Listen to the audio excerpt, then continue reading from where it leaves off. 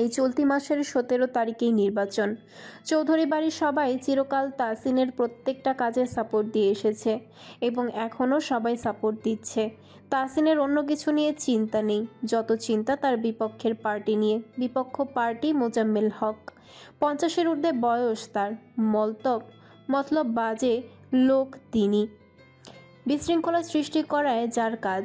মানুষটা ঠান্ডা মেজাজের ধুরন্ধর এক লোক।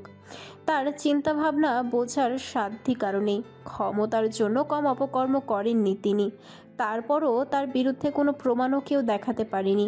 গত বছরও তার পার্টির একজনকে হত্যা করেছিলেন তিনি, কিন্তু সেই খুনের ইনভেস্টিগেশনে তার বিরুদ্ধে কোনো প্রমাণ ছিল না।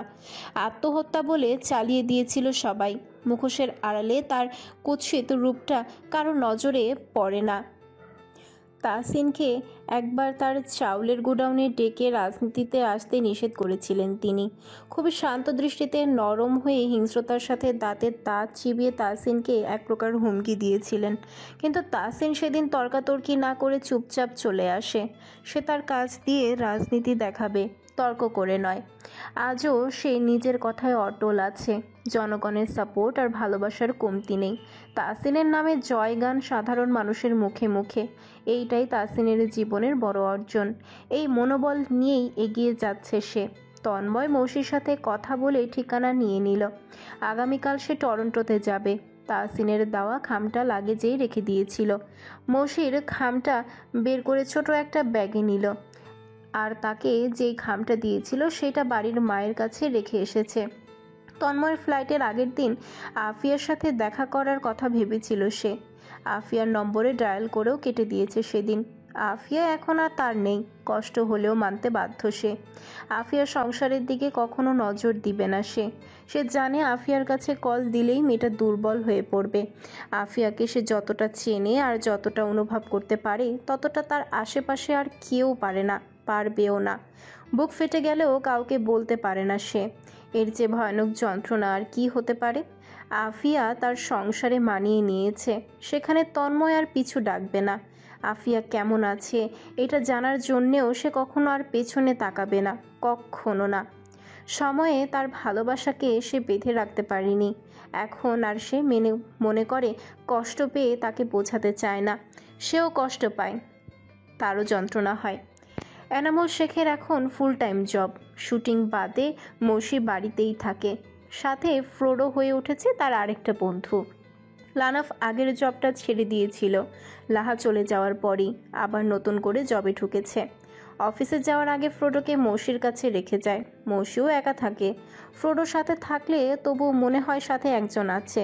মৌসির মায়ের সাথে তার কতদিন কথা হয় না। কতবার যে ফোন দেয় মায়ের নম্বরে, কিন্তু মুনতাহা বেগম ভুল করেও ফোনটা উঠান না। বাবার ফোন থেকে মৌসি কল দিয়েছিল। মৌসির কণ্ঠ শুনে মুনতাহা কল কেটে দেন। মৌসির একবার মনে হয় ছুটে দেশে চলে যায়, কিন্তু কোনো এক বাধায় সে যেতে পারে না। নওশিন আজও ওই পথ দিয়ে বাড়ি ফিরছে। ছেলেগুলো আজও সেখানেই দাঁড়িয়ে আড্ডা দিচ্ছে, উচ্চস্বরে হাসাহাসি করছে। নওশিনের চোখ সোজাসুজি ওই একটা ছেলের দিকেই যায়। আজও তার ব্যতিক্রম হলো না। চোখ যেতেই সেই ছেলেটির সাথে চোখাচোখি হতেই ছেলেটির ঠোঁটজোড়া প্রসারিত করে হাসলো। হাতে থাকা সিগারেটটা পেছনে ফেলে দিয়ে সামনে এগিয়ে আসলো। সিগারেটটা এমন করে হাতটা পেছনের দিকে নিয়ে নিল যেন কাউকে আড়াল করার চেষ্টা। নওশিন ঠিকই তা লক্ষ্য করল। নওশিন সামনে হাঁটতে হাঁটতে মুচকি হাসছিল। ছেলেটি নওশিনের পিছু ধরে পাশাপাশি হাঁটা ধরল। নওশিনকে হাসতে দেখে শুধালো, হাসছেন কেন? এই যে বখাটে একটা ছেলে, যে ছেলে কাউকে পরোয়া করে না, সে আবার একটা মেয়েকে দেখে সিগারেট আড়াল করে ফেলে দেয়, এটা হাস্যকর না বুঝি? ছেলেটি লাজুক হেসে বলল, আসলে ব্যাপারটা এমন নয়। নওশিন হাঁটা থামিয়ে দাঁড়িয়ে পড়ে, ভ্রু উঁচু করে ছেলেটিকে শুধায়, ব্যাপারটা কেমন তাহলে? নওশিন প্রায়ই এই ছেলেটির সঙ্গে এই রাস্তাটুকু হাঁটে আর বেশ কিছুক্ষণ গল্প করে। নওশিনের প্রশ্নে ছেলেটি বলে, আমি না জানি না। আপনি এমন করে প্রশ্ন করেন, মনে হয় আমি চোর আর পুলিশে আমায় জেরা করেছে। ছেলেটির কথা শুনে নওশিন হেসে ফেলল। তারপর সামনে আরেকটু হেঁটে বাড়ি চলে আসলো। লানাফ লেকের পাড়ে বসে আছে।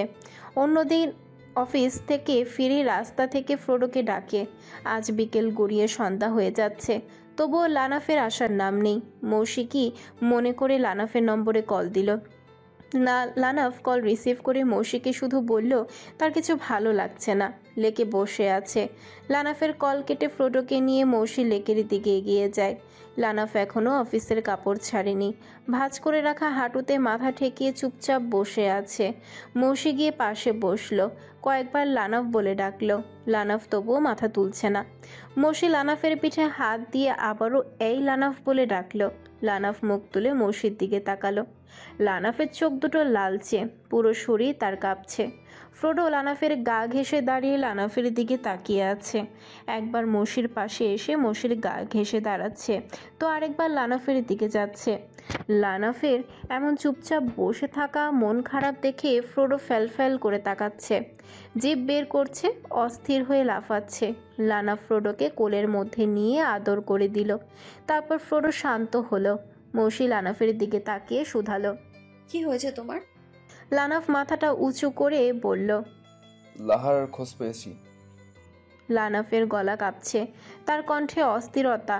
মৌসি লানাফকে শান্ত হতে বলল। তারপর কিভাবে খোঁজ পেয়েছে শুধালো। লানাফ দীর্ঘশ্বাস নিয়ে বলল, লাহার কাজিনের সাথে অফিসের বাইরে দেখা হয়ে গিয়েছিল, আমাকে দেখে আড়াল হতে যাচ্ছিল। আমি অনেক কষ্টে তাকে আটকিয়ে লাহার বিষয়ে জিজ্ঞেস করলাম।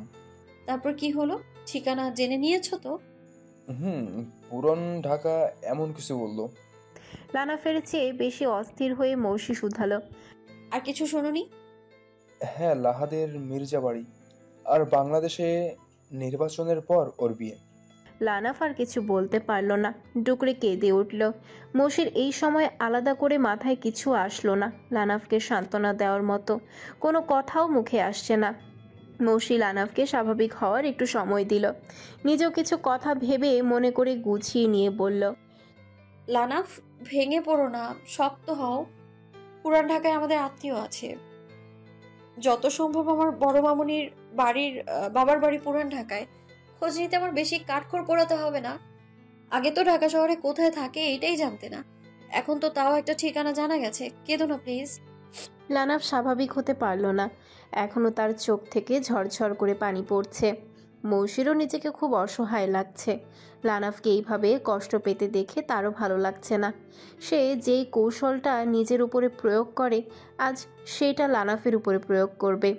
মৌসির যখন খুব মন খারাপ হতো তখন সে তাসিনের সুন্দর মুহূর্তগুলো ডায়েরিতে লিখত, না হলে একা একা ভাবতো, প্রথম থেকে অনুভূতিগুলো মনে করত। একা একাই তখন মন ভালো হয়ে যেত। আজ সেটাই লানাফের উপরে প্রয়োগ করবে। লানাফকে জিজ্ঞেস করে লাহার সাথে তার সম্পর্ক কিভাবে হয়েছিল। লানাফ মৌসির মুখে এই কথা শুনে চোখ মুছে কিছুটা স্বাভাবিক হয়। প্রথম দিনের স্মৃতি চোখে ভেসে ওঠে। তারপর থেকে যতবার তারা দেখা করেছে, সময় কাটিয়েছে, সেসব সুন্দর দিনগুলো মনে করে ঠোঁটে হাসি ফুটে ওঠে তার। মৌসিকে খুব উৎসাহ নিয়ে বলে, জানো ঐশী, লাহা খুব মিষ্টি একটা মেয়ে। ও আমাকে কখনো ঠকাতে পারে না। লাহা আমার জন্য রান্না করে নিয়ে আসতো। ও নাকি দেশে কখনো রান্না করেনি, তবু এখানে এসে আমার জন্য ইউটিউব দেখে নতুন নতুন রান্না করে নিয়ে আসতো। ও ক্যালগারিতে থাকতো। কি পাগলামি করে যে ভালোবাসতো। মাঝরাতে ওর পাগলামিতে সাই দিয়ে আমি ক্যালগারিতে যেতাম। ওর চোখে নিখুঁত ভালোবাসা দেখতাম আমি।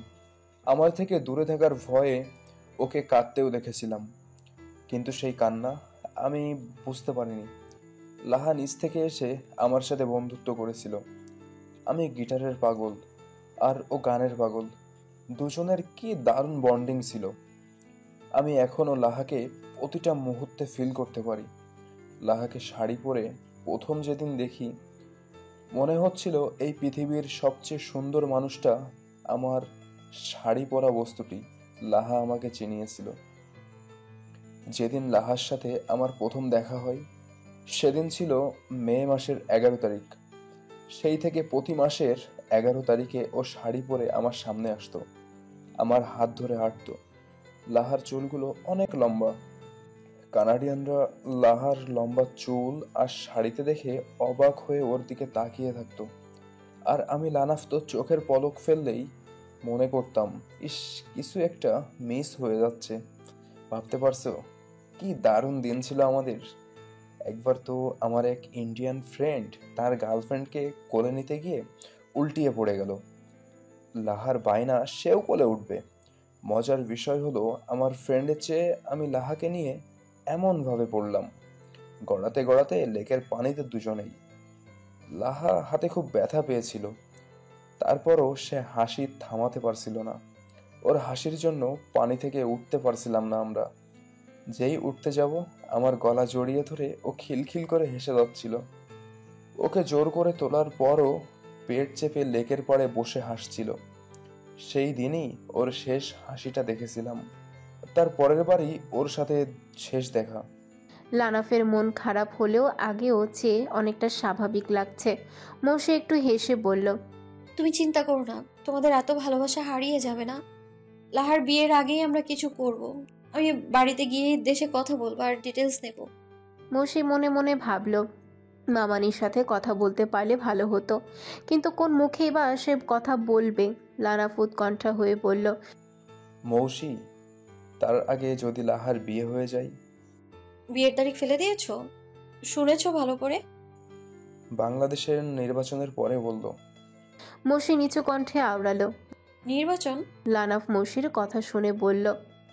হ্যাঁ, নির্বাচনই তো বললো। মৌসি চুপচাপ হয়ে গেল, অন্যমনস্ক হয়ে বসে রইল। লানাফ বেশ কয়েকবার ডাকার পর হু বলে তাকালো। লানাফ শুধালো, তোমার আবার কি হলো? না কিছু না। লানাফ হঠাৎ জিজ্ঞেস করলো, তুমি কাউকে ভালোবাসো না মৌসি? মৌসি এই দিক সেই দিক তাকালো, কি বলবে বুঝতে পারছে না সে। এখানে আর তার পরিচিত কেউ নেই। এতদিন পরিচিতদের মুখের উপর অনায়াসে মিথ্যা বলে গিয়েছে, আজ সে আর মিথ্যা বলতে পারল না। খুব গভীর থেকে মোহনীয় কণ্ঠে বলল, বাসি, খুব ভালোবাসি আমার মন্ত্রী সাহেবকে। কখনো তো পরিচয় করিয়ে দিলে না। দুজন দুই প্রান্তের পথিক হয়ে গিয়েছি। ভালোবাসলেও জোর গলায় আর বলতে পারি না ভালোবাসি। এত ভালোবেসেও দূরে আছো কিভাবে? জানি না গো। সেই মানুষটা কি তোমাকে চায় না? লানাফের চোখে মুখে কৌতূহল। মৌসির মতো এমন একটা মেয়েকে কেউ চায় না বা চাইবে না, এটা মানা যায় না। মানুষের জীবনে কত রকম যন্ত্রণা, যে যন্ত্রণাগুলো আড়াল করতে করতেই একটা জীবন ফুরিয়ে যায়। কিন্তু লানাফের ধারণা যে ভুল, এটা আর মৌসি বলতে পারল না। মৌসি যে জেদের বশে একটা রত্ন হারিয়েছে, সেটা সে অস্বীকার করতে পারবে না। দুজনের মন খারাপের মাঝেই লানাফ মৌসির কাছে একটা গান শোনার আবদার করল। লানাফের মন খারাপের কথা ভেবে মৌসি কয়েক লাইন গান শোনালো। ভালোবাসা অধরা মেঘলা আকাশ, স্মৃতির বৃষ্টিতে দু চোখের অবগাহন। ভালোবাসা, ভালোবাসা হৃদয়ে দুঃখেরই বহন। সুখেরই প্রজাপতি মনেরই আঙিনায় উড়ে, চাঁদেরই শিশির কণা আধারের উঠোনে ঝরে, একাকী বেদনায় জোনাকির হৃদয়ের দাহন।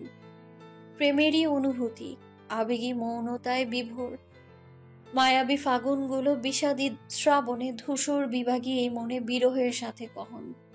পরের দিন বিকেলে মৌসি কফি বানিয়ে ডিভানে এসে বসলো। ঘরের বাইরে তুষারপাত ছাড়া কিছু দেখা যাচ্ছে না। কফিতে চুমুক দিতেই কলিং বেল বেজে উঠল। মৌসি কফির মগ হাতে নিয়ে দরজা খুলতে গেল। দরজা খুলে দেখে তন্ময় দাঁড়িয়ে। তিহান খুব জরুরি কল করে তন্নিকে ডাকলো। তন্নি টিউশনিতে গিয়েছিল। তিহানের জরুরি কল পেয়ে তন্নি টিউশন থেকে সোজা তিহানের জন্য বড় রাস্তার মোড়ে দাঁড়িয়ে অপেক্ষা করছিল। 5 মিনিটের মাথায় তিহান তন্নির সামনে এসে দাঁড়িয়ে দরজা খুলে দিল। তন্নি উৎসুক চোখে তাকাতেই তিহান গাড়িতে উঠতে ইশারা করল। তন্নি গাড়িতে উঠতেই তিহান যাত্রা শুরু করলো। আজ তাদের গন্তব্য কোথায় তারা জানে না। তিহান শুধু জানে লোকালয় শূন্য এলাকায় এসে একটু দাঁড়াবে। তন্নি আগে কথা বলল, কোথায় যাচ্ছি আমরা? তিহান কৌতুক করে বলল, আপনাকে বিক্রি করে দিতে যাচ্ছে। আমাকে কে কিনবে শুনি? কার এত টাকার উপর থেকে মায়া চলে গিয়েছে? কি আবার কিনবে? আমি বিক্রি করব, আমিই কিনবো। টাকা রাখার জায়গা নেই বুঝি? টাকা রাখার জায়গা আছে, কিন্তু যে গুছিয়ে রাখবে সে ঘরে নেই। ঘরে নিয়ে নিতে হবে? খুব শীঘ্রই নিব। বাহ, ভালোই তো। দুজনে কিছুক্ষণ চুপ করে রইল। শহর থেকে অনেকটা দূরে চলে এসেছে। লোকালয় শূন্য এলাকা, রাস্তার দুধারে গাছপালা আর মাঝে মাঝে ফাঁকা জায়গা। একটু দূরে এসে রাস্তার ধারে বিশাল একটা বিল দেখে তিহান গাড়ি সাইড করে থামালো। তন্নি এতক্ষণ জানালার বাইরে দু চোখ রেখে বিলটা দেখছিল। তিহানের কণ্ঠস্বর শুনে তিহানের দিকে তাকালো। তিহান সিট বেল্ট খুলতে খুলতে বলল। কতদিন পর দেখা হচ্ছে আমাদের? তন্নি একটু ভেবে বলল, আজ 9 দিন মেবি। আমি না বললে তো দেখা করার কথা নিজ থেকে কখনো বলো না। তন্নিও ভাবল, আসলেই সে কখনো নিজ থেকে দেখা করার কথা বলে না। তারও ইচ্ছে হয় তিহানের সাথে দেখা করতে, একটু সামনাসামনি কথা বলতে, কিন্তু সে নিজ থেকে বলতে পারে না। এইটা সে তিহানকে কিভাবে বোঝাবে? ইচ্ছে তো তারও হয়। তন্নি গাড়ি থেকে নেমে রাস্তার ধারে বিলের পানির দিকে তাকিয়েছিল। তিহান গাড়ির পেছন সিট থেকে একটা বক্স বের করলো। তন্নি সামনের দিকে হাঁটছে। জায়গাটা এত দারুণ, গত 2 দিন বৃষ্টি হওয়ায় বিলটা আরো বেশি দারুণ লাগছে। সবুজ গাছপালা সতেজতায় সেজেছে যেন। তন্নি সৌন্দর্য উপভোগ করার জন্য একেবারে বিলের ধারে চলে গেল। পিছনে ফিরে একবার তিহানকে দেখে নিল। তিহান গাড়ির সামনে দাঁড়িয়ে ফোনে কথা বলছে। ফোনে কথা বলা শেষ করে তিহান বক্সটা খুলে কেক বের করে গাড়ির সামনে রাখলো, আর গাড়ির পেছনে রাখা বালতি ভর্তি গোলাপগুলো বের করে নিয়ে গাড়ির সামনের রাস্তার উপরে রাখলো। তারপর তন্নি বলে ডেকে হাতের ইশারায় কাছে আসতে বলল। তার তন্নি সামনের দিকে এগিয়ে এসে চমকে যায়। একবার তিহানের দিকে তাকায় তো আরেকবার তিহানের করা কর্মকাণ্ডের দিকে তাকায়। তন্নি এতটাই অবাক হয় যে মুখে কিছু বলতে পারে না। তিহান যে তাকে এত দূরের পথে এমন সুন্দর একটা জায়গায় নিয়ে এসেছে, এই ঘোর থেকে সে বের হতে পারেনি, তার উপর আবার এইসব। তন্নি ভীষণ আশ্চর্য হয়, মুখে তৃপ্তিময় হাসি। তন্নির চমৎকৃত হাসি দেখে তিহান স্বস্তি পেল। তন্নির সামনে হাঁটু ভাঁজ করে বসে বালতি থেকে একটা একটা করে গোলাপ নিয়ে তন্নির সামনে ধরে বলল, অগ্রিম শুভ জন্মদিন তন্নি। আগামীকালের দিনটা তোমার জন্য যতটা স্পেশাল, একটা দিন আমার জীবনে ঠিক ততটা স্পেশাল। তন্নি অবাক হয়ে একের পর এক ফুলগুলো 2 হাতের মুঠোয় নিচ্ছে আর বিস্ময় নিয়ে তাকিয়ে আছে তিহানের দিকে। তিহান আবারও বলল, hey birthday girl, will love me. Tonni বুঝতে পারতো তিহান তাকে পছন্দ করে, এমনকি ভালোবাসে। তাই বলে এটা এমন ঘটা করে তাকে জানাবে এমনটা কখনো কল্পনাও করেনি সে। তিহানের সাথে মিশতে মিশতে তারও তিহানের প্রতি দুর্বলতা তৈরি হয়েছে ঠিক, কিন্তু এইভাবে হ্যাঁ বলে দেবে সে? এখনও বিস্ময় থেকে এসে বের হতে পারেনি। তার উপর এরকম একটা সিদ্ধান্ত কিভাবেই বা নিয়ে ফেলবে? সব দিক ভাবতে ভাবতে তিহানের পাগলামির কাছে সে না বলতে পারল না, হ্যাঁটাও মুখ ফুটে বের হলো না। তিহান তন্নির দিকে আরও একটা ফুল বাড়িয়ে দিয়ে বলল, নির্বাচনের জন্য খুব ব্যস্ত থাকবো। মনে হচ্ছিল তোমার জন্মদিনটা হয়তো মিস করে যাব, কেননা ভাইয়ের পাশে থাকাটা এই মুহূর্তে খুব জরুরি। আজ খুব কষ্টের সময়টুকু বের করছি, এই সুন্দর সময়টুকু কোনোভাবে নষ্ট করতে চাই না। তাই আমার পক্ষ থেকে অগ্রিম শুভ জন্মদিন তন্নি। এই দিনটা তোমার ওসিলায় বারবার আমার জীবনে আসুক, আর এভাবে যেন তোমার চোখে মুখে বিস্ময় ফোটাতে পারি আমি। আমার উত্তর এখানে দিতে হবে না, তুমি পরে উত্তর দিও। এইটা নিয়ে এত হতাশ হও না। তোমার ভালোবাসি শোনাটা আমার জন্য জরুরি নয়, তোমার মুখে হাসি দেখাতে আমার জন্য জরুরি।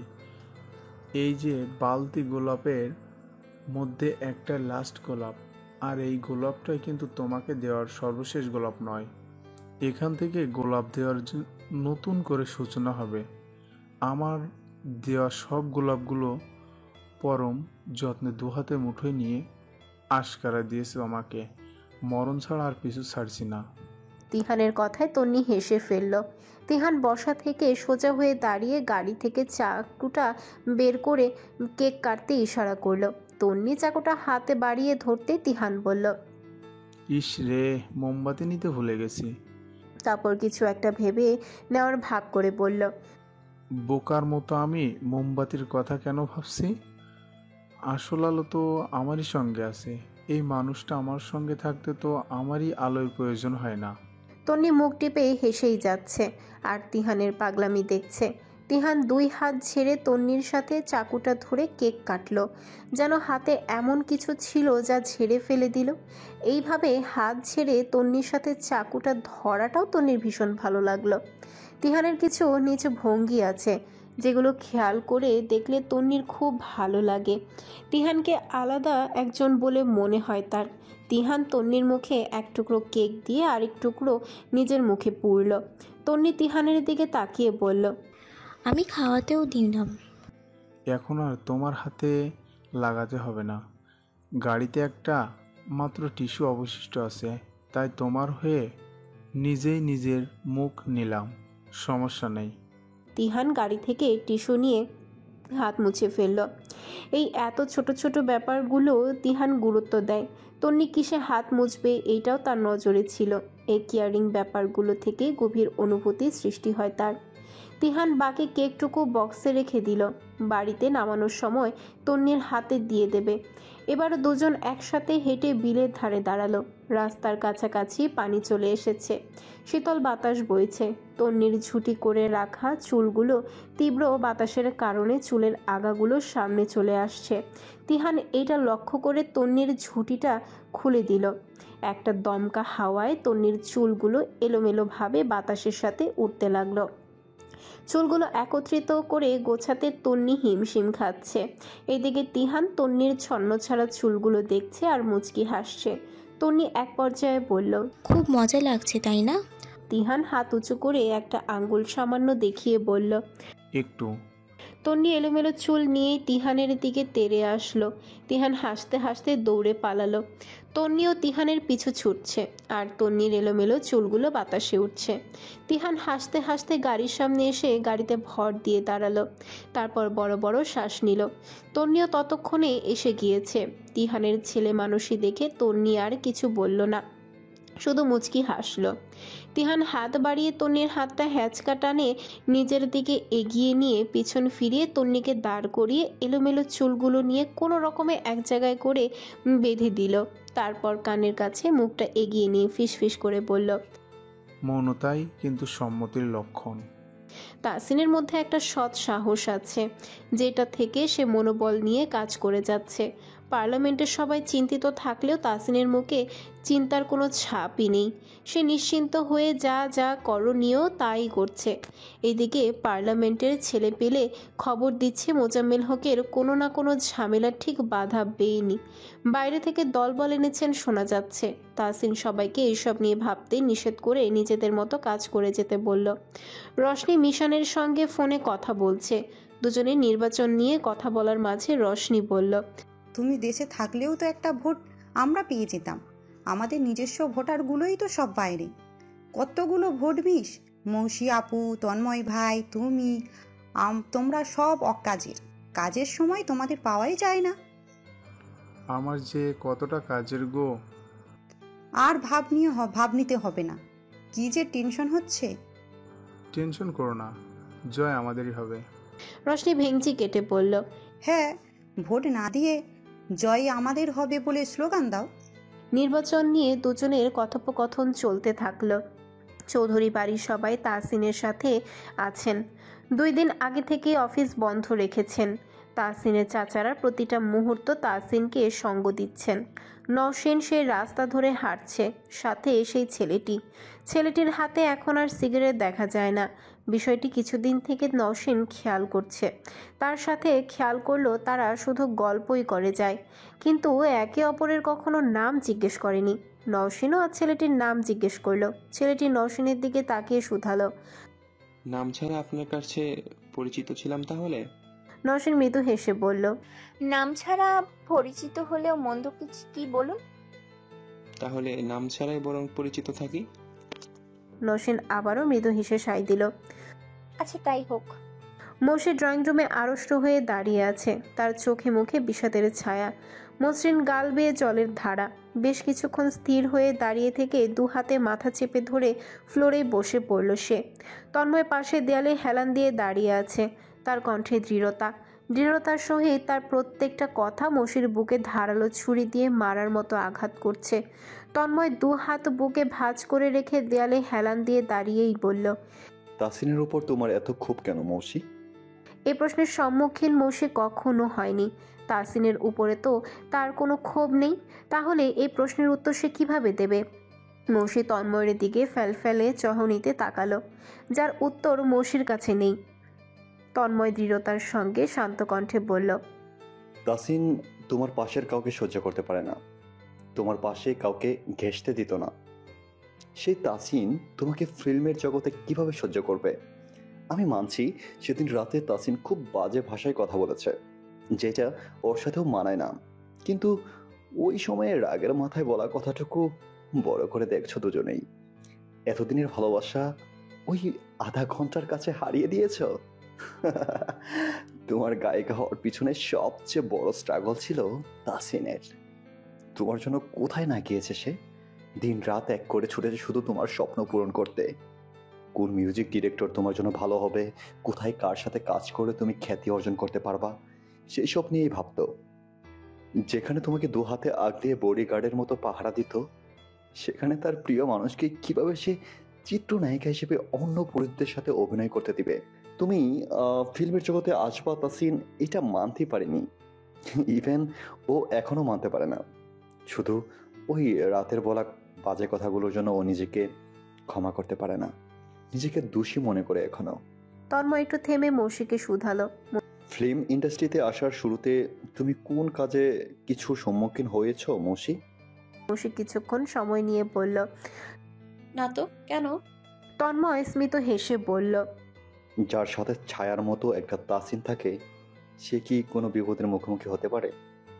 মানে? মানে হলো, যখন তুমি বাড়ি থেকে বেরিয়ে যাও তখন তুমি কোথায় ছিলে? শিলাপু আশ্রয় দিয়েছিল, ইভেন আপু আমাকে অনেক অনুপ্রেরণাও দিত। শিলাকে জানো? হ্যাঁ, আমার বন্ধুর বড় বোন। আপুর কথাতেই আপুর বাড়ি গিয়ে উঠেছিলাম। শিলাপু আর আমি ফিল্মি জগতের একজন। শিলা আমাদের ক্লাসমেট আর আমাদের বেস্ট ফ্রেন্ড নিহানের স্ত্রী। তোমার কি মনে হয় তোমার বন্ধুর কথাতে তার বোন তোমাকে বাড়িতে জায়গা দিয়ে খাওয়াবে পড়াবে বলে? মৌসির এবার শুধু অবাক হওয়ার পালা। মৌসি কেমন বোকার মতো তন্ময়ের দিকে তাকিয়ে আছে।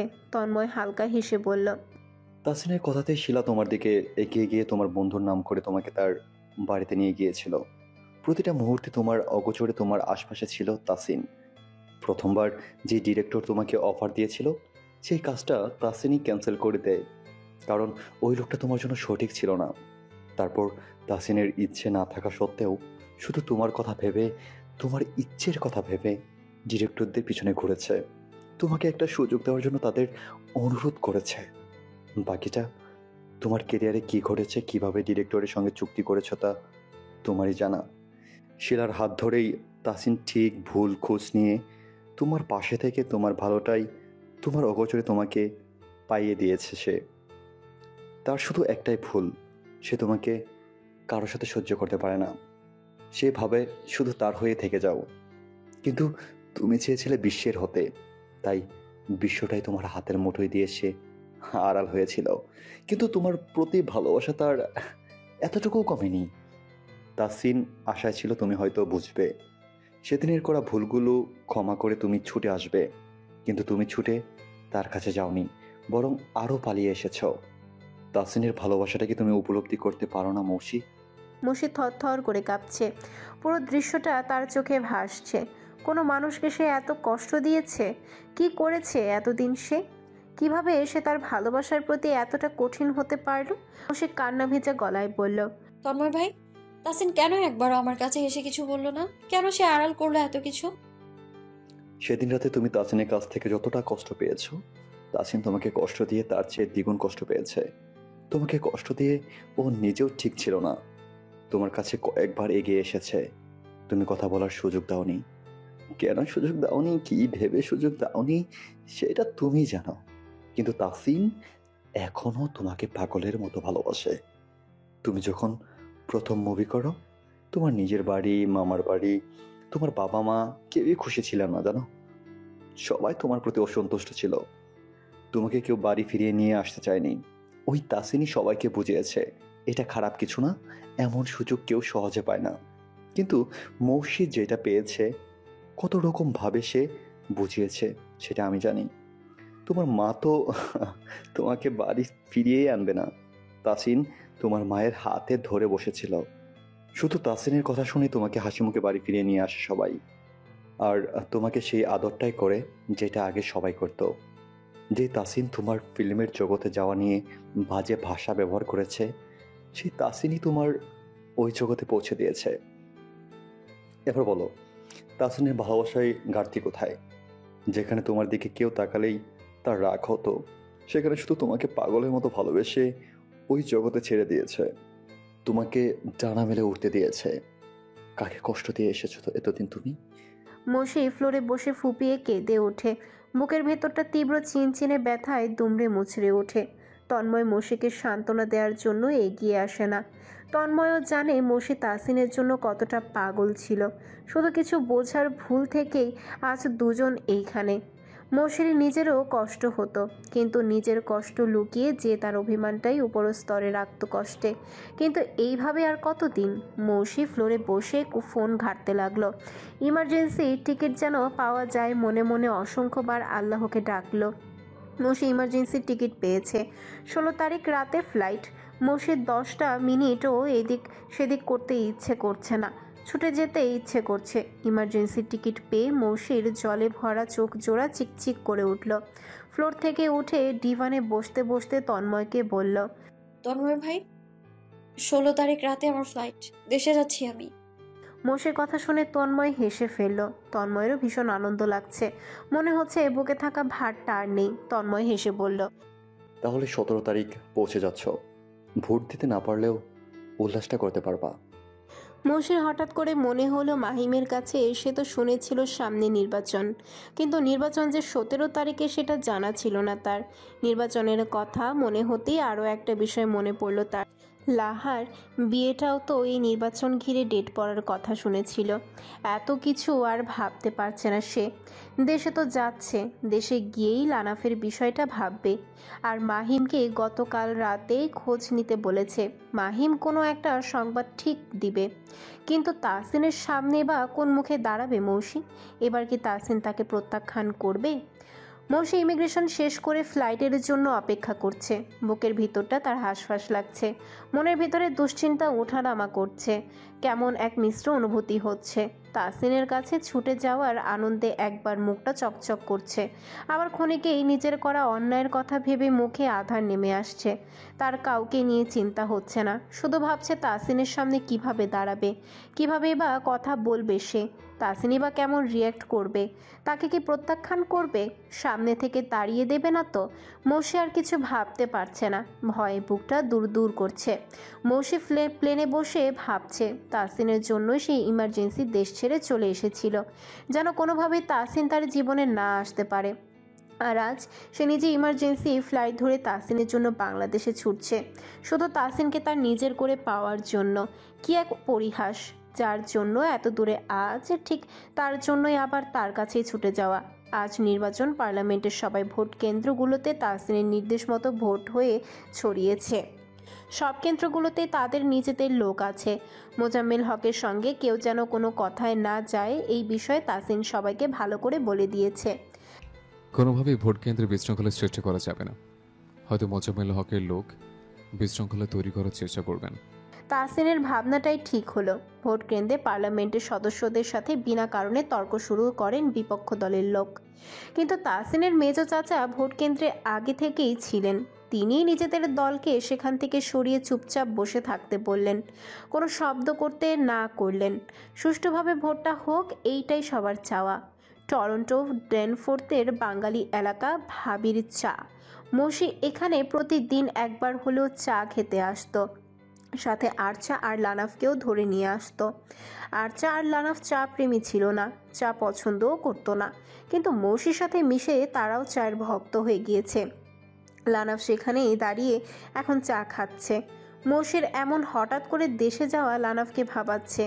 মৌসি এতদিন নিজে থেকেই দেশে যেতে রাজি হতো না, আজ হঠাৎ কি হলো তার?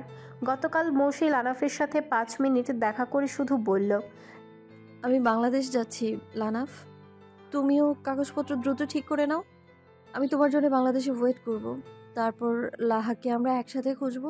লানাফ আজকেও ভিসা অফিসে যোগাযোগ করেছে। ভিসা পাওয়ার সম্ভাবনা আছে, দ্রুতই ভিসা পেয়ে যাবে সে। সব কেন্দ্রের ভোট সুষ্ঠুভাবে সম্পূর্ণ হয়েছে। কোনো কেন্দ্রে বিন্দু পরিমাণ ঝামেলা হয়নি। ঘণ্টা খানেকের মধ্যে সব কেন্দ্রের ভোট গণনা করা হয়ে যাবে। তাসিন দুশ্চিন্তা মুক্ত ভাব চেহারায় ফুটিয়ে রাখলেও ভিতরে ভিতরে সে দুশ্চিন্তা করছে। আহসানুল চৌধুরী ছেলের পিঠে গিয়ে হাত রাখলেন, সাহস দিলেন। তাসিনের চাচারাও তাসিনের পাশে এসে দাঁড়ালেন। তাদের মুখটাও শুকিয়ে আছে।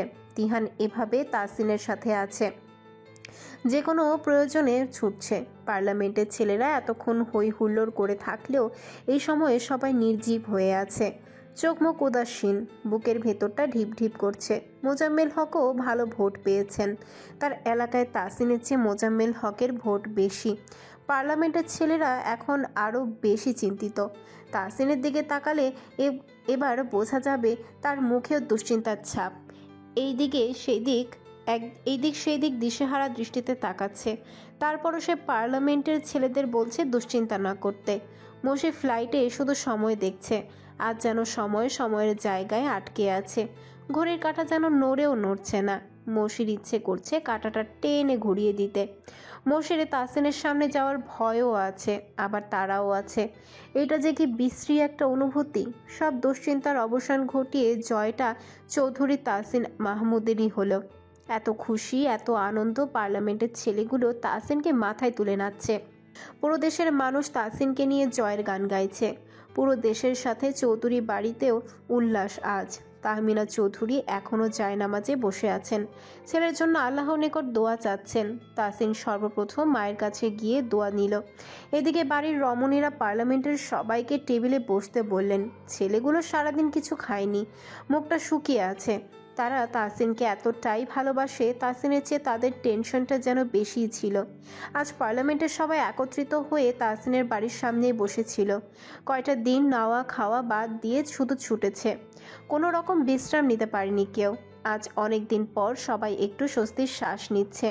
দুশ্চিন্তায় ঠিকভাবে কেউ কাজের বাইরে দুটো কথা অবধি বলতে পারেনি। দল ভাগ হয়ে প্রতিটা বাড়ি বাড়ি ঘুরেছে। আর তাসিনও অসহায় মানুষদের জন্য নিজেকে বিলিয়ে দিতে সর্বদা প্রস্তুত। সে ছোট থেকে তার অনেক স্বপ্ন। সে স্বপ্নের শিখরে সে নতুন করে আবার পা রাখল। দেশটাকে সে অসহায় মানুষেরগুলোর চোখ দিয়ে দেখে সাজাবে। তাসিন ভাই, তাসিন ভাই, তাসিন ভাই ব্যতীত ভোট দেব না কারো। তাসিন ভাইয়ের স্বপ্ন দেশ করবে এক রত্ন। তোমরা সবাই এগিয়ে আসো, নিজের মতো দেশ গড়ো। তাসিন ভাই, তাসিন ভাই, তাসিন ভাইয়ের পদক্ষেপ দেশ করবে এক সোনার দেশ। এই পাগলটা করছিস কি? এবার তো থাম ভাই, আজ আমাদের দিন, আমরা কেউ থামছি না। সবাই বলো তাসিন ভাই, তাসিন ভাই। পাড়ার ছেলে পেলে মিছিলে বের হয়েছে। তাসিন তাদের থামতে বললেও তারা থামলো না। আনন্দ আর গলিতে গলিতে স্লোগান দিতে থাকলো। তিহানও তাদের সাথে স্লোগান দিয়ে তাসিনকে জড়িয়ে ধরল। রাত প্রায় 2টো বাজে। তাসিন জামা কাপড় ছেড়ে গোসলের জন্য বাথরুমে ঢুকেছে। সারাদিনের ক্লান্তিতে শরীর কেমন ম্যাজ ম্যাজ লাগছে। তাসিন শাওয়ারের নিচে দাঁড়ালো। সারাদিনের ব্যস্ততা দুশ্চিন্তার মাঝেও ওই মুখটা সে একটুও কি ভুলতে পেরেছিল? কই, তাসিন তো তাকে একটুও ভুলতে পারে না। সে ভুলে থাকে কিভাবে? এমন একটা রাত যায় না যে রাতে মসিকে ভেবে তার চোখের কোণে পানি আসে না। তাসিন 2 হাতে ভর দিয়ে দেয়ালে ধরে দাঁড়ালো। শরীরটা খুবই ক্লান্ত লাগছে তার। মসি বাংলাদেশে ল্যান্ড করে এয়ারপোর্টের মধ্যে থেকেই শুনেছে তাসিনের জয় হয়েছে। এমন একটা দিনে মসি তাসিনের সামনে যেতে চলেছে। এই দিন তাসিনের খুশির দিন। আর মসি যদি তাসিনের সামনে গিয়ে প্রত্যাখ্যান হয় তাহলে? মসি এত কিছু আর ভাবতে পারছে না। সিএনজি নিয়ে সোজা চৌধুরী বাড়ির সামনেই নামলো। শুধু মাহিমকে কল দিয়ে বাইরে বেরিয়ে আসতে বলে লাগেজটা নিয়ে যেতে বলল। চৌধুরী বাড়ির মেইন দরজা এখনও খোলা। ড্রয়িং রুমে বসে বড়রা নির্বাচনের বিষয়বস্তু নিয়ে আলোচনা করছেন। আফিয়ারাও আজ এই বাড়িতেই রয়ে গিয়েছে। মসি গেটের মধ্যে ঢুকে ধীরে ধীরে পা বাড়ালো সামনে। তার মনে দ্বিধা সমেত ভয়। মেইন দরজায় পা রাখতে গিয়েও শুনতে পেল তাহমিনা চৌধুরী বলছেন, নির্বাচন হয়ে গিয়েছে, এইবার আর তাসিনের কোনো বাহানা শুনছি না। লুবনাকে এইবার ছেলের বউ করে নিয়ে আসি, কি বলো মেজো ভাই? তাসিনের মেজো চাচা উৎসাহ নিয়ে সায় দিলেন। তাহসিনের ছোট চাচা বললেন, তাহলে তাহসিনের সাথে কথা বলে বিয়ের তারিখটা ঠিক করা যাক। বাড়িতে আরো একটা বিয়ের উৎসব শুরু হোক, খাওয়া দাওয়ার জমজমাট আয়োজন হোক। তাহসিনের ছোট চাচি বললেন। তাহসিনের ছোট চাচা মাথা চুলকে বললেন, নিজের বিয়েতে পেট ভরে খেতে না পারলেও এমনই হয়। তাহসিনের ছোট চাচি রাগী চোখে তাকালেন। তিহা, নাফিয়া, তাহমিনা চৌধুরী সবাই মুখ টিপে হাসছেন। এদিকে দরজার বাইরে দাঁড়িয়ে মৌসি শুধু একটা কথাই ভাবছে, তাহসিনের বিয়ে। এটা কিভাবে মানবে সে? মৌসির শুধু একটা কথাই মাথায় ঘুরছে, তাকে তাহসিনের মুখোমুখি হতে হবে। তাহসিনের প্রত্যাখ্যান সে কোনোভাবেই মানবে না। দরকার হয় সে তাহসিনের পা ধরে বসে থাকবে, তবুও তাহসিনকে অন্য কারো হতে দিবে না সে। মৌসি আর এক ফোঁটা সেখানে না দাঁড়িয়ে, কোনো দিকে না তাকিয়ে দৌড়ে বাড়ির মধ্যে ঢুকে সিঁড়ি বেয়ে উপরে উঠে গেল। ড্রয়িং রুমে বসা প্রত্যেকটা মানুষ হতবাক হয়েই বসে রইল। তাহমিনা চৌধুরী উঠে কিছু বলতে যাবেন, তার আগে আফিয়া মায়ের হাত ধরে থামিয়ে দিল। ইশারায় আগের ন্যায় বসতে বলল। সবাই বিস্মিত হয়ে একে অপরের মুখের দিকে তাকাচ্ছে। মুনতাহা বেগম ও মাহিমের কাছে মৌসি আসার খবরটা শুনে এই বাড়িতে ছুটে এসেছেন। ভাইদের এমন বিস্মিত হয়ে বসে থাকতে দেখে মুনতাহা বেগম ধীর পায়ের সামনে এগিয়ে আসলেন। কণ্ঠস্বর নিচু করে বললেন, মৌসি এসেছে? আফিয়া উঠে মুনতাহা বেগমের পাশে গিয়ে শুধালো, হ্যাঁ ফুপি, কেন তুমিও জানতে না? মুনতাহা বেগম বললেন, কাউকেই বলে আসেনি, আমাকে এখন মাহিম জানালো। তারপর কয়েক সেকেন্ড থেমে বললেন, মৌসি কোথায়? আফিয়া তাহসিনের ঘরের দিকে ইশারা করল। বাকিরা সবাই বিস্মিত চোখে তাহসিনের ঘরের দিকে তাকিয়ে রইলেন। মৌসি কোথাও দাঁড়ায়নি, সোজা তাহসিনের ঘরে ঢুকে শব্দ করে দরজা ঠেলে দিয়ে লক করে দিয়েছে। তাহসিন গোসল করে বের হয়ে আলমারি থেকে কালো রঙের একটা টি শার্ট বের করে গায়ে পড়েছে। নিচের দিকে টি শার্টটা এখনও ঠিকও করেনি। এত জোরে দরজা দেওয়ার শব্দে তাহসিন পিছনে ঘুরে তাকিয়ে দেখে মৌসি দরজার সাথে পিঠ ঠেকিয়ে অসহায় চোখে তার দিকেই তাকিয়ে আছে। মৌসির হাত দুটো পেছনের দিকে দরজার সাথে ঠেকানো। তাহসিনের মনে হচ্ছে সে স্বপ্ন দেখছে, একটা ঘোরের মধ্যে আছে। মৌসি অসহায় চোখে তাহসিনের দিকে তাকিয়ে বলল, আমাকে কি ক্ষমা করা যায় না মন্ত্রী সাহেব? ভুল করেছি অনেক। কোন ভুলটা রেখে কোনটারই বা ক্ষমা চাইবো? সব ভুলগুলো একপাশে রেখে কি আর ভালোবাসা যায় না আমায়? তাহসিনের ঘোর যেন এখনো কাটেনি। আসলে কি সত্যি সে মৌসিকে দেখছে? এই দিকে বাড়ির মানুষ কৌতূহল দমিয়ে রাখতে না পেরে নিচ থেকেই মৌসি তাহসিন বলে ডেকে উঠল। তাহসিনের এবার মনে হলো সত্যি মৌসিয়া তার সামনে। মৌসির চোখ পানিতে চিকচিক করছে। মৌসি ঝুঁকে পড়ে তাহসিনের দিকে তাকিয়ে বলল, আমি আর পারছি না, আমার বুকটা ফেটে। পুরো কথাটাও মৌসির মুখ দিয়ে বের হতে দিল না। তার আগেই তাহসিন ছুটে এসে মৌসিকে দুই হাতের বাঁধনে বুকের সাথে শক্ত করে জড়িয়ে ধরে ডুকরে কেঁদে উঠল। মৌসিকে এত জোরে শক্ত করে ধরেছে, মৌসি নড়াচড়া করতে পারছে না। তাহসিন মৌসিকে জড়িয়ে ফুপিয়ে কান্না করছে। মৌসি এবার নিজেই বিস্মিত হয়। সে কত কিছু ভেবেছিল। তার মনে হয়েছিল তাহসিন তার সাথে কথাই বলবে না, হয়তো তাড়িয়ে দেবে। কিন্তু তাহসিন সে আগের মতোই তাকে ভালোবাসে। আর সে নাকি এই মানুষটাকে এত কষ্ট দিয়েছিল। কিভাবে পেরেছিল কষ্ট দিতে? মৌসিও তাহসিনকে দুই হাতে জড়িয়ে নেয়। কাঁধের উপর দুই হাত রেখে দুই হাতে গলা পেঁচিয়ে তাহসিনকে জড়িয়ে ধরে। তাহসিনের এত ভালোবাসায় মৌসিও ফুপিয়ে কেঁদে ওঠে। এইভাবে অনেকটা সময় চলে যায়। তাহসিন হাতের বাঁধনটা একটু আলগা করে দু হাতে মৌসির মুখটা ধরে চোখের পানি মুছিয়ে দিল। মৌসি কান্না থামিয়ে তাহসিনের কাঁধের উপরে দু হাত রেখে বলল, আমি 592 বার সরি। তাহসিনের মাথায় এবার একটু দুষ্টু বুদ্ধি আসলো। চোয়ালটা শক্ত করে কঠিন স্বরে বলল, এখন কিছু করার নেই। তোকে ভালোবাসি ঠিক আছে, তোকে ছাড়া কষ্টও হয়, কিন্তু তোর মামা মামনি মেয়ের বাড়িতে পাকা কথা দিয়ে এসছেন, বিয়ে আমাকে সেখানে করতে হবে। মৌসি করুণ চোখে তাহসিনের দিকে তাকালো। তার পুরো শরীর কেমন অবশ হয়ে আসছে, ঘন ঘন শ্বাস ছাড়ছে। তাহসিনকে ছেড়ে মৌসি ফ্লোরে বসে পড়ল। শরীরে যেন হঠাৎ করে কোনো শক্তি পাচ্ছে না সে। বুকের ভেতরটা ধরফর করছে। এমনিতেই আতঙ্কে দুটো দিন ভালো করে খাওয়া দাওয়া নেই। ফ্লাইটেও দুশ্চিন্তায় কিছু মুখে দিতে পারেনি। তারপর আবার এতটা জার্নি করে এসেছে। শরীরটা কেমন ভেঙে আসছে। মৌসি চোখ বন্ধ করে ফ্লোরে পড়ে গেল। তাহসিন মৌসির মুখের দিকে তাকিয়ে আটকে উঠল। অনেকটা সময় চলে যাওয়ায় বাড়ির লোক তাসিনের ঘরের সামনে এসে তাসিনকে ডাকলো। তাসিন ততক্ষণে মৌসিকে বিছানায় শুয়ে দিয়েছে। তাসিন দরজা খুলে দিয়ে ভেতরে চলে আসলো। বাড়ির সবাই ঘরে উকি দিয়ে মৌসিকে অচেতন হয়ে পড়ে থাকতে দেখে চিন্তিত মুখে সবাই একসাথে তাসিনকে শুধালো। কি হয়েছে? মুনতাহা বেগম ছুটে মৌসির কাছে আসলেন। কি হয়েছে বলে মৌসিকে কয়েকবার ডাকলেন। তাসিন সবার উদ্দেশ্যে বলল, তেমন কিছু হয়নি, এখনো ঠিক হয়ে যাবে। তারপর মুনতাহা বেগমের দিকে তাকিয়ে বলল, ফুপি চিন্তা করো না, কিছু হয়নি। তাসিন পাশে বসেই মৌসির প্রেশারটা মেপে দেখল, চোখে মুখে পানির ছিটা দিল। কিছুক্ষণের মধ্যেই মৌসির চোখ খুলে তাকালো।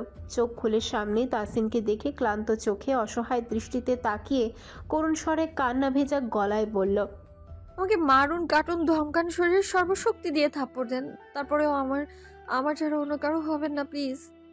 বাড়ির লোক বিষয়টা বুঝতে পেরে এক সেকেন্ড না দাঁড়িয়ে হন হন করে সবাই তাসিনের ঘর থেকে বেরিয়ে গেল। মসির যেন এবার হুঁশ এলো। এতক্ষণ সে কাউকে খেয়াল না করে নিজের মতো করে কথা বলে যাচ্ছিল। সবাইকে দেখে লজ্জায় চোখ আগের ন্যায় আবার বন্ধ করে ফেলল। তাসিন মুচকি হেসে মৌসিকে ডেকে তার বুকের একপাশে দেখিয়ে বলল, তোকে রেখেছি ঠিকই বুকের জায়গাটাতে, তোকে ছাড়া এই বুকে অন্য কাউকে জায়গা দিয়ে কিভাবে বলতো?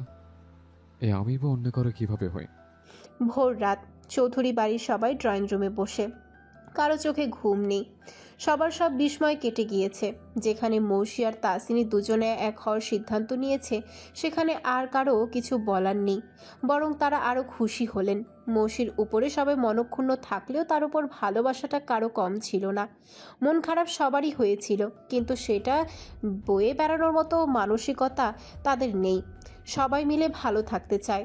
আর বিশেষ করে তাসিনী যেখানে কোনো কিছুই মনে রাখেনি, সেই যখন কাছে টেনে নিয়েছে, বাকিরা আর এসব মনে রাখতে চায় না। মুনতাহা বেগম মৌসিকে নিয়ে নিজেদের বাড়িতে গেলেন। মৌসিও বাড়িতে গিয়ে মায়ের কাছে ক্ষমা চেয়ে জড়িয়ে ধরল। মুনতাহা বেগমও মেয়ের উপরে আর রাগ করে থাকতে পারলেন না। তাসিনের ধুমধাম করে বিয়ে করার একদম ইচ্ছে নেই। খুব সাদামাটা করে কাবিন করে ফেলবে। মৌসিরও একই মত। কিন্তু আহসানুল চৌধুরী বললেন বাড়ির মানুষগুলো নিয়ে ছোট করে আয়োজন করবেন। মৌসি নিজের বাড়ি চলে যেতেই তাসিন ফোনটা নিয়ে তন্ময়কে আগে কল দিল। তন্ময় সাথে সাথে কল রিসিভ করে তাসিনকে বলল, একসাথে 2 জোড়া অভিনন্দন ভাই। আমার ধারণাই ঠিক, এসব তোরই কাজ। তন্ময় হো হো করে হেসে বলল, আজ শালা বলি না যে, আজকে তো তোর লম্বা করে শালা বলা উচিত। আগে বল, মৌসির কাছে গিয়েছিলে কবে? তন্ময় এবার উৎকণ্ঠা হয়ে বলল, 3 দিন আগে। তোর আগে বল, সবকিছু ঠিক করে ফেলেছিস তো? যেখানে তুই গিয়েছিস সে বিষয় ঠিক না হয়ে পারে। এই কাজটা আরো আগে করা উচিত ছিল আমার। গতকাল থেকে ভয়ে ছিলাম, যদি তুই এবার রাগ করে মৌসিকে না বলে দিস। এইভাবে কি চলতে থাকবে? গতকাল থেকে শান্তি পাচ্ছিলাম না। তোর এমনটা মনে হলো আমি মৌসিকে না বলে দেব? তোর উপর ভরসা ছিল, এমন কিছু করবি না, কিন্তু আরেক মনে খারাপ চিন্তা আসছিল। আমি চাইলে আমাকে কষ্ট দেওয়ার ফল মৌসিকে ভোগ করতে দিতে পারতাম। মৌসিকেও একটি পেছনে ঘোরাতে পারতাম, ফিরিয়ে দিতাম, রাগ দেখাতাম, খারাপ ব্যবহার করে কিছু সময়ের জন্য প্রত্যাখ্যান করতাম। কিন্তু এগুলো করে কি হতো বল? সে তো বাড়াবাড়ি চলতো। এসব আমার দ্বারা কখনো হবে না। রাগের মাথায় সেদিন যে ভুলটা করেছিল, এমন ভুল আর যেন কখনো আমার না করতে হয়। এখন শুধু এইটাই চাওয়া। মৌসি, ও অনেক কষ্ট পেয়েছে ভাই। সেদিন ও খুব কান্নাকাটি করেছে। মৌসি এমনই, নিজেকে বলছে না মনকে চায়, এটা ঠিক করে বুঝতে পারে না। রাগ জেদ উচ্চতায় রেখে ওর ভিতরের কোমলতাকে ভিতরে রাখে। এমন করে জেদটাকে উপরে রাখে, মনে হয় ভিন্ন একটা মানুষ। ভিতরটা শুধু তুই বুঝিস। এজন্য তুই পিছু ছাড়ি না। তন্ময় হেসে বলল, এবার আঁচল ধরে বসে থাকো। তুই তো শালা তোর বোনের বিয়ে খেতে পারলি না। আমি এসে আমার বোনের আবার বিয়ে দেব, তারপর পেট পুড়ে খাবো, দেখিস। দুই বন্ধু একসাথে হেসে উঠল। তন্ময়ের সাথে কথা বলা শেষ করে তাসিন কলটা কেটে দিল। ফোনটা যেই বিছানার উপর রাখতে যাবে তখনই সেই নম্বর থেকে একটা মেসেজ আসলো। অভিনন্দন মন্ত্রীমশাই, আজকে সারাদিনে আপনার ক্লান্তি মুখটা চোখে ভাসছে। এই যে দেখুন, আপনার মুখে ক্লান্তি ছাপ আমার ঘুম উড়িয়ে দিয়েছে। আপনি কি আমার এতটা আপন? আমার কথাগুলো কি পাগলামি মনে হয় মন্ত্রীমশাই? আমি আসলেই পাগল। না হলে এত মুগ্ধতা নিয়ে দূর থেকে এভাবে অনুভব করতে পারি আপনাকে? বলুন তো। আপনার মুখে ছিল ক্লান্তির ছাপ, আর সেই ক্লান্তি বুকে এসে লেগেছিল আমার। আপনি যখন বিরক্তি নিয়ে চোখ ঘুরিয়ে তাকান, মনে হয় ইস, কি সুন্দর এই মানুষটা। আমি যেভাবে আপনাকে খুঁটিয়ে খুঁটিয়ে দেখি, এভাবে মনে হয় না এ বিশ্বে আর কেউ এত মুগ্ধতা নিয়ে আপনাকে দেখবে। আমি আপনার জন্য পাগল মন্ত্রীমশাই। আমাকে আমার সব বান্ধবীরা বলে আমি ভীষণ বুদ্ধিমতী, কিন্তু আপনি জানেন এই মেয়েটা ভীষণ পাগলী। এটা শুধু আপনার কাছে প্রযোজ্য মন্ত্রীমশাই। আমি আপনাতেই মুগ্ধ, এতটাই মুগ্ধ যে আপনার প্রতিটা বিচরণ আমি চাতক পাখির ন্যায় লক্ষ্য করি। জানেন মন্ত্রীমশাই, আমার খুব ইচ্ছে করে আপনার কপালের সাথে কপাল ঠেকিয়ে আপনার তপ্ত শ্বাস অনুভব করতে, কিন্তু এটা কি আদৌ সম্ভব বলুন? আমি আপনাকে ভীষণ মায়া করে চাই, মুগ্ধতা ভরা চোখে দেখি। আমি আপনার খুব কাছের অচেনা এক ছায়া। ভোর হতে দেরি নেই, তাই শুভ সকাল মন্ত্রীমশাই। তাসিন মেসেজটা পড়ে ফোনটা পাশে রেখে দিল। তাসিন এখনো বুঝে উঠতে পারছে না কে এই মেয়েটা। মেসেজের মানুষটাকে নিয়ে আলাদা করে ভেবে দেখার সময়ও তার হয় না, কিন্তু আজ তার কৌতূহল জাগলেও মৌসির ভাবনা সেই কৌতূহল ভুলিয়ে দিল। গ্যালারিতে থাকা মৌসির ছবিগুলো দেখতে দেখতে ঘুমিয়ে পড়ল। অনেকদিন পর প্রশান্তি নিয়ে ঘুমাবে সে। আজ তাসিনের শপথ পাঠ হলো। সারাদিন বাড়ির বাইরেই ছিল। সেই সকালে বের হয়েছে, মাত্র বাড়িতে ফিরল। এখন অধিক ব্যস্ততা, এর মধ্যে বিয়েরও তার জোর। এসবের জন্যই তাসিন চাচ্ছিল শুধু কাবিনের ব্যবস্থা করতে, কিন্তু তাহমিনা চৌধুরী কারো কথা শুনছেন না। একটা একটা করে এখন থেকেই মানুষ নিয়ে বাড়ি ভর্তি করে ফেলছেন তিনি। তার একমাত্র ছেলের বিয়ে, তার উপর বাড়ির বড় ছেলে। সাদামাটা করে বিয়ে কিভাবে দেবেন তিনি? বাবার বাড়ির সবাইকে হাজির করবেন। লুৎফর মির্জাকে বোঝাতে বেশি কাঠখড় পোড়াতে হয়নি। তাসিন সামনাসামনি কথা বলে এসেছে। সামনে লুবনাও দাঁড়িয়েছিল। লুৎফর মির্জার খারাপ লাগলেও কাউকে বুঝতে দিলেন না। মন রক্ষা করার জন্য বিয়েতে হাজির থাকবেন বলেই ভেবে রাখলেন। সামনের শুক্রবারে তাসিন আর মৌসির বিয়ে। তাসিন সেই আগের বেনারসিটাই খুব যত্ন করে তুলে রেখেছিল। মৌসির শাড়িটা খুব পছন্দ হয়েছে। এই শাড়িটা এসে বিয়ের দিন পরবে। বাকি কেনাকাটাগুলো আবার নতুন করেই করা হচ্ছে। তাসিন ব্যস্ততার জন্য শপিং করতে একদিনও যায়নি। বাড়ির লোক মৌসিকে সঙ্গে নিয়ে কেনাকাটা করছেন। এবার বাড়ির কোনো অনুষ্ঠানের রসনের আগেই তিহান তন্নিকে দাওয়াত দিয়ে ফেলল। দুজন একে অপরকে ভালোবাসি না বললেও টানটা দুই দিক থেকেই সমানভাবে আছে। সেদিনের পর থেকে অদৃশ্য এক অধিকার বোধও কাজ করে দুজনের মধ্যে। ব্যাপারটা রোশনি এখনও না জানলেও সন্দেহ করছে তন্নির জীবনে কেউ একজন এসেছে, কিন্তু তন্নি বা কিভাবে বলবে তোর ভাইকেই ভালোবাসি? ব্যাপারটা তোর কাছে ভীষণ লজ্জার, তাই এখনও সবার অগোচরেই আছে সবটা। রশনি তন্নিকে নিয়ে মার্কেটে গিয়েছে। রশনির খুব ইচ্ছে দুই বান্ধবী একই রকমের লেহেঙ্গা নিয়ে বিয়েতে পরবে। পুরো মার্কেট ঘুরে ডার্ক মেরুন রঙের দুটো লেহেঙ্গা নিল। এই লেহেঙ্গাটা দুজনেরই একই সাথে পছন্দ হয়ে গিয়েছে। তন্নি বাড়িতে এসে লেহেঙ্গাটা মিশানকে ভিডিও কলে দেখালো। মিশান লেহেঙ্গা দেখে বলল, জানগো, দেশে থাকলে এবার বিয়েটা করেই ফেলতাম। এই জন্যই তুমি দেশে নেই প্রিয়। ইচ্ছে তো করছে, এখনই ছুটি চলে আসি। তন্নি দুষ্টু হেসে বলল, কেন? তাসনিন ভাইদের বিয়ে খেতে? তোমাকে দু চোখ ভরে দেখতে। শোনো, আমার না বিষয়টা ভীষণ সিনেমাটিক লাগছে। প্রথমে তাসিন ভাইয়া বিয়ের অফার দিল, আর মৌসি বিয়ে করবে না বলে কাউকে কিছু না জানিয়ে কানাডায় চলে গেল। আবার সেই মৌসি তাসিন ভাইয়ের জন্য কাউকে কিছু না বলেই দেশে ছুটি চলে আসলো। ব্যাপারটা ভাবতেই মজা লাগছে। আচ্ছা, দুজনেরই কি প্রেম টেম কিছু ছিল নাকি? জানো কিছু? শুধু আমি না, কেউই কিছু জানে না। তোমার আমার মতো সবার মাথা বিষয়টা চক্কর দিয়ে ঘুরছে। মিশান ভাবুক হয়ে বলল, কিছু না, কিছু তো ছিলই। মাঝখান থেকে আমরাই কিছু বুঝতে পারিনি। আচ্ছা, ভাবা বন্ধ হলে শোনো, তোমার পার্ট টাইম জবটা কি হলো? আগেরটা তো সময়ের অভাবে ছেড়ে দিলাম। সময় মেনটেন করে আরেক জায়গায় কথা বলে দেখেছি কি হয়। রশনি মনটা খারাপ করে বলল, খুব কষ্টে হয়ে যাচ্ছে তাই না? দেশের বাইরে এইটুকু স্ট্রাগল করতে হবে, ব্যাপার না। তুমি শোনো, খুব সুন্দর করে সাজবো, আর মিনিটে মিনিটে আমাকেই ছবি দিবা, পা থেকে মাথা পর্যন্ত ভিডিও করে দিবা। মিনিটে মিনিটে যদি ছবি দিই তাহলে ছবিটা ওঠাবো কখন আমি? সেটা আমি জানি না মিস, অপেক্ষা করব তাই জানি। আচ্ছা দেব। তিহান অফিস থেকে ফেরার পথে মার্কেটে ঢুকেছে। তন্নির জন্য আজ একটা শাড়ি কিনবে সে। তন্নিকে শাড়ি পরে দেখার তার খুব ইচ্ছে। বিয়ের দিন লেহেঙ্গা পরবে এটা শুনেছে, তাই হলুদের দিনের জন্য একটা শাড়ি পছন্দ করছে। অনেকগুলো শাড়ি দেখার পরও বুঝতে পারছিল না কোনটা নিবে। একের পর এক শাড়ি দেখছিল। তখনই এই দোকানে আফিয়া আর আফিয়ার বর ঢুকলো। তিহানকে দেখে আফিয়া তিহানের দিকে এগিয়ে আসলো। তিহান আফিয়াকে দেখে কিছুটা লজ্জা পেলেও নিজেকে সামলিয়ে নিল। আফিয়া স্বাভাবিকভাবেই শুধালো, কার জন্য নিবি বল, আমি পছন্দ করে দিচ্ছি। তিহান কয়েক সেকেন্ড থেমে কপাল কুঁচকে বলল, তন্নির জন্য। আফিয়া মুচকি হাসলো। একটা গাঢ় জলপাই রঙের জামদানির শাড়ি পছন্দ করে দিল। তিহান মনে মনে ভাবলো, আরে এই শাড়িটা এতক্ষণ কোথায় ছিল? আসলেই মেয়েটার চোখ আছে, এতক্ষণ ধরে সে শাড়ি দেখছে, এত সুন্দর শাড়িটা তার চোখেই পড়লো না। আর এদিকে আফিয়া এসেই বের করে ফেললো। শাড়িটা তিহানেরও খুব পছন্দ হলো। শাড়িটা তন্নির গায়ে খুব মানাবে। শাড়িটা নিয়ে তিহান আফিয়াদের কাছ থেকে বিদায় নিয়ে চলে গেল। আফিয়া কেনাকাটা করে ফেরার পথে কেমন অন্যমনস্ক হয়ে গেল। তন্ময় একবার টিউশনের টাকা জমিয়ে আফিয়ার জন্য লাল টুকটুকে একটা শাড়ি কিনেছিল। শাড়িটা দিতে এসে তন্ময় বলেছিল, তন্নির জলপাই রংটা খুব পছন্দ।